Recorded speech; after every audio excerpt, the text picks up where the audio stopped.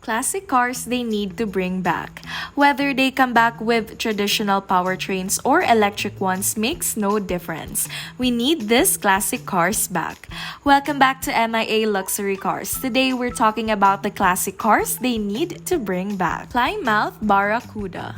Some of you might not even remember PlyMouth, much less the Cuda, but PlyMouth was Chrysler's budget brand tucked right underneath Dodge.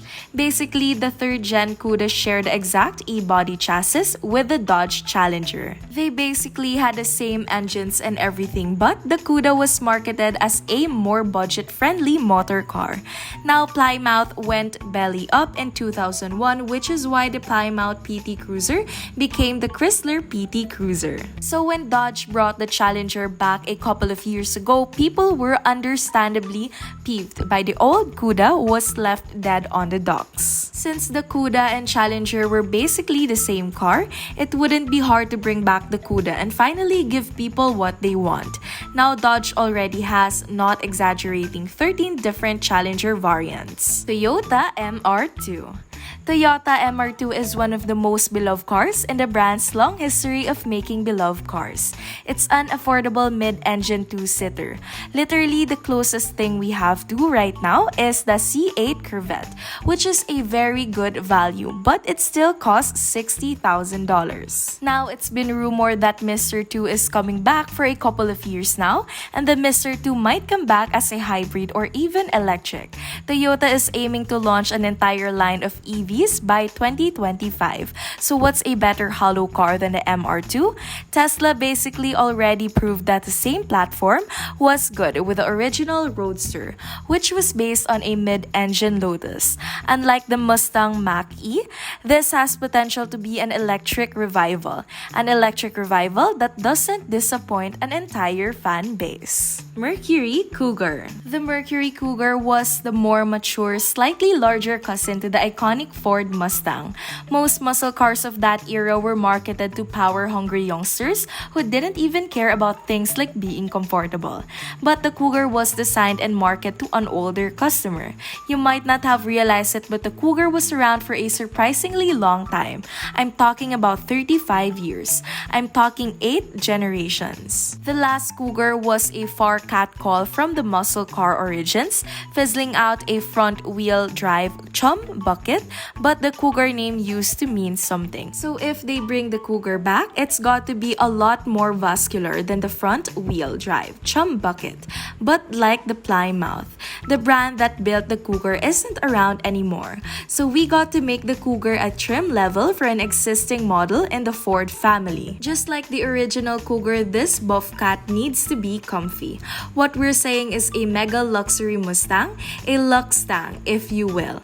We're talking ultra premium leather from the Lincoln, which is also by Ford. Charcoal wood grade on the dash, massage seats with air conditionings, and a magnetic ride suspension that would let the Cougar straight up 8 miles of interface. And if that doesn't sound good for you, you're not old enough. Honda CRX. The original Honda CRX was a flatback derivative of the Civic produced between 84 and 91.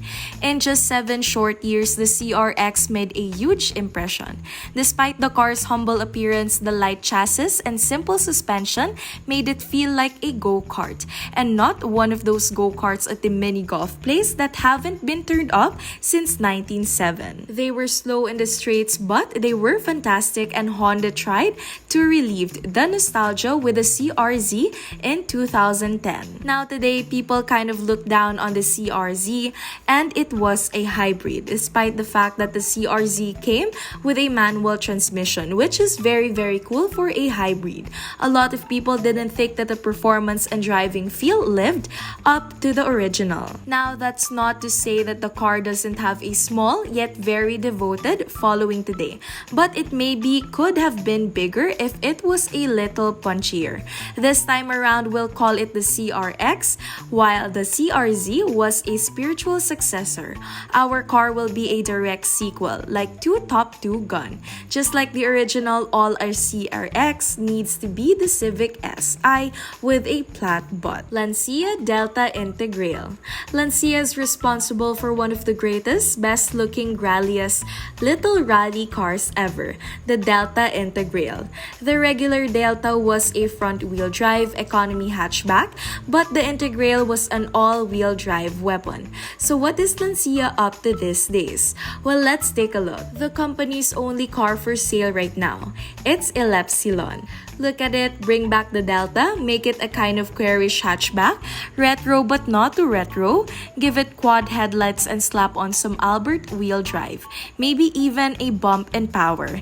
If Lancia doesn't have enough money to develop an entirely new car, which is expensive, they should do what literally almost every other car company is doing right now and joint develop it with someone else. My Lil Red Express. In 1978, the fastest American car from 0 to 100 miles an hour was a truck. This truck also had one of the absolutely cutest names of any vehicle ever, Lil Red Express. So why did Dodge build a fast truck? Well, emission restrictions on the big V8s didn't apply to trucks, so Dodge put a honking 360 cubic inch V8 with a 4-barrel carb under the hood of a Ram pickup. They put on a sportier and less practical side step bed and installed the most iconic modification to this model, stock exos. They serve no practical purpose other than looking completely badass. This little red wagon was one of the last factory hot rods on 70s. It basically closed out the muscle car era in Detroit. They sold less than 10,000 units between 78 and 79. All the cars on this list, Lil Red Express is probably the one that has the best chance of making a comeback because Dodge loves building crazy cars that no other car company in their right mind would approve of, while other companies are focusing on hybrid and electric stuff. Chevrolet El Camino. What if you wanted the all-out performance of a car but the practicality of a truck? What you get is what Australians call the Ute. The best-known Ute that American ever got is the Chevy El Camino. Introduced in 1959 and running all the way to 1987, the Elky is a folk hero, looked down on by elitists but embraced by the working man. The El Camino was a nearly perfect concept. It's like the Bruce Springsteen of cars. Now, taking into account how angular Chevy's design language is today, a modern iteration of the 69 El Camino would probably be the Chevy's best-looking model, Suzuki Samurai. There's nothing like driving a Wrangler with its top off, crawling over rocks and going through streams and creeks. But there's only one problem. Jeeps go peep, but they sure ain't cheap. Also, they're 100 feet long now. There needs to be a cheaper, dare we say daintier option for those who get their kick off roads now. We got to bring back the Suzuki Samurai. In 1987, the Suzuki Samurai started at $6,500, a little under 15 grand in today's money. They were minimalist but well built. People weren't expecting anything fancy. They just wanted to drive around with a top down and their shirt off and go off-road. And the Samurai was perfect for that. Now, like the CRX, the Samurai has already come back kind of. Suzuki has the Jimmy. It's very basic like the Samurai. It's cheap like the Samurai, and it looks like a lot of fun like the Samurai as well. It's also important to note that it's very small. Unfortunately, it doesn't look like the Jimmy coming to the US anytime soon. And unless Suzuki spend a ton of money updating the little off-roader to past tech, it'll never come here, even if we wish it could. Ford Escort RS. Ford doesn't build cars for the US anymore, alright? They killed the Focus, then the Fiesta in the US, and the only cars they build now is the Mustang and Fusion. We're not saying that we bring back the Focus and the Fiesta. We're saying they bring back another hot hatch that they killed years ago, the Ford Escort. Back in the day when rally was insane, Ford built a Group A homologation race car out of the Escort, the docile economy car. But they made a beast version. This beast version was literally a beast. The Escort RS Cosworth was all-wheel drive, turbocharged, and had one of the best-looking wings the world has ever seen. It never won a WRC title, but it did win hearts all over the world before being replaced by the Focus. Ford had an all-wheel drive turbo rally beast in their stable until recently with the Focus RS. Now we're going to take that, make it two-door, give it a more aggressive fastback hatch, and give it a swallowtail spoiler, just like the Escort RS. Then we're going to call it the Escort and watch as people all over the country make dubious financial decisions to afford the crazy dealer markup that this thing is going to have.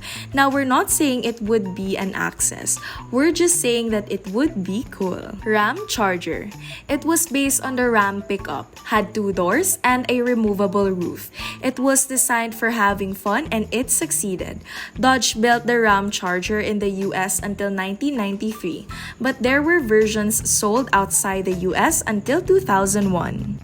You use a short bed ram, give it a long roof that comes off the Pack 392 and the four-wheel drive. Raise it up a bit, put some knobby boys on there.